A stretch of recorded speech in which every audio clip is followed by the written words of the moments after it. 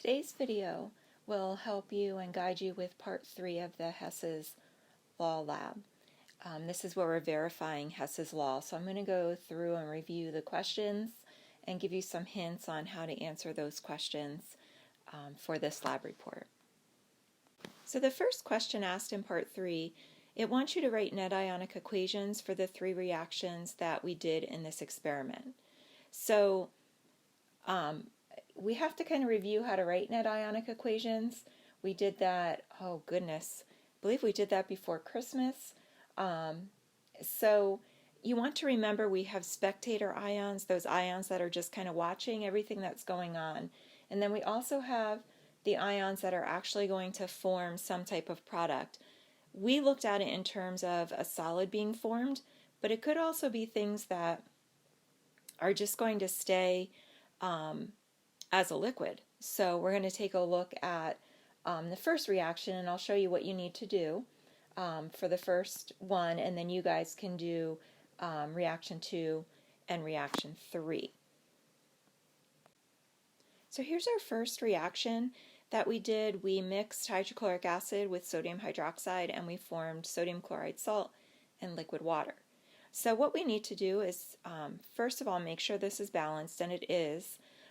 Everything has a coefficient of 1, and you can double check that if you want.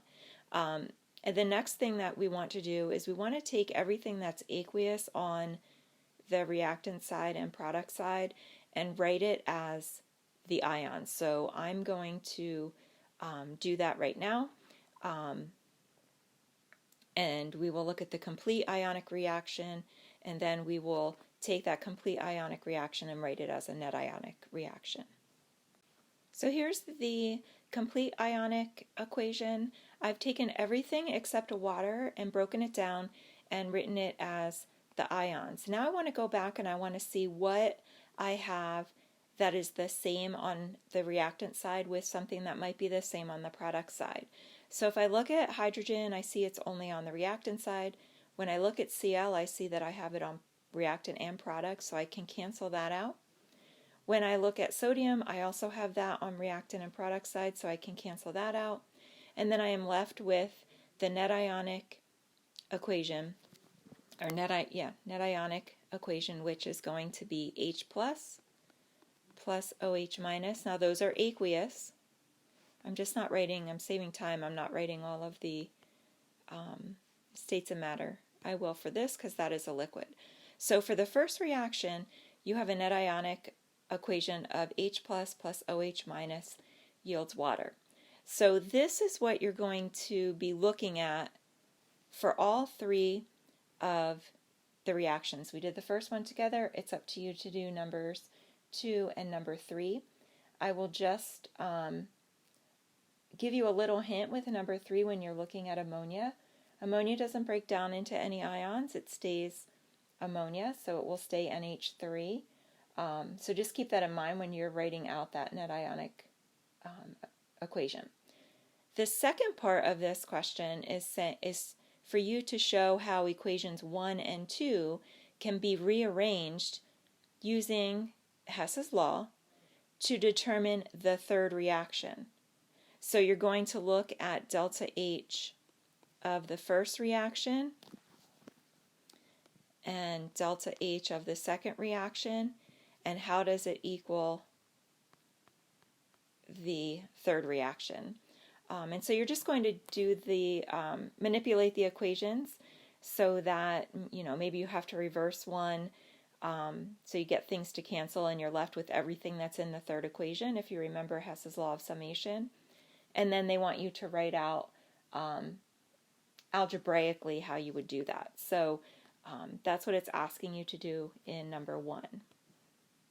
Now for question number 2, it is asking you to calculate the value of delta H for the third reaction using the values that were determined for the first 2 reactions using Hess's law. So basically you're going to go back and look at number 1, and algebraically you came up with a delta H plus another delta H, or minus another delta H if you had to reverse anything, because then that delta H would become negative. if you had to multiply through by a coefficient, maybe you have something multiplied by 2. Keep those things in mind. But they want you to take the delta H's that you calculated for reaction 1 and reaction 2. We did that in part 2. And then use that to calculate the delta H for the third reaction. So let's take a look at that. Okay, so I wrote out algebraically what you may have gotten for number 1. Remember, now this sign might not be plus, because if you had to reverse any reactions, that's going to change the sign for delta H. So just keep those little hints in mind when you're doing this. I'm just kind of writing it out like this so that I can explain where you're getting delta H1 and delta H2. These are from part 2, and they're reaction number 1 and reaction number 2, the delta H values, and you're going to plug those in there. Then you will solve for delta H of the third reaction experimentally. So this would be experimental delta H for reaction 3. And I'm saying experimental because you'll realize why when I get to question number 3. So those are my hints for question number 2. Again, if you have questions, please email me. If you want me to check any work, I can certainly check work as well.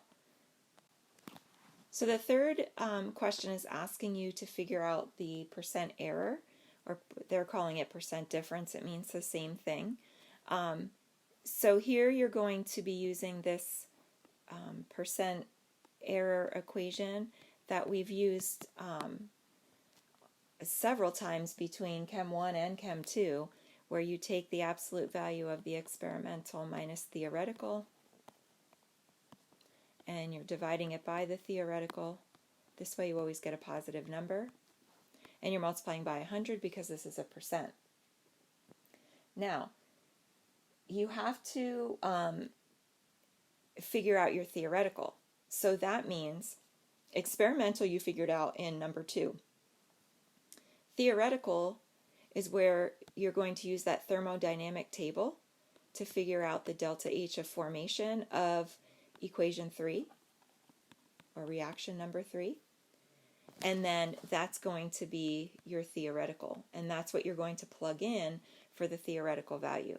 And you're going to compare what you calculated experimentally, actually doing the experiment, and what theoretically that delta H value should be based on the delta H's of formation from the thermodynamic tables in your textbook. So that's what you're going to do for number 3. And that is it for part 3. Again, questions, please reach out and ask, whether through the forum or by email.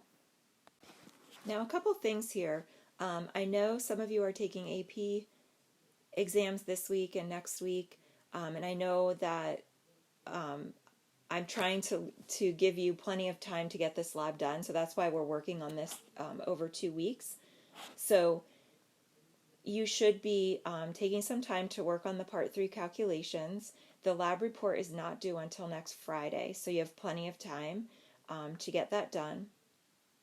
And I shouldn't say next Friday, because this assignment is I'm making the video now, but you're not going to look at it maybe till next week. So the lab report is due May 22nd. That's the Friday, senior's last day.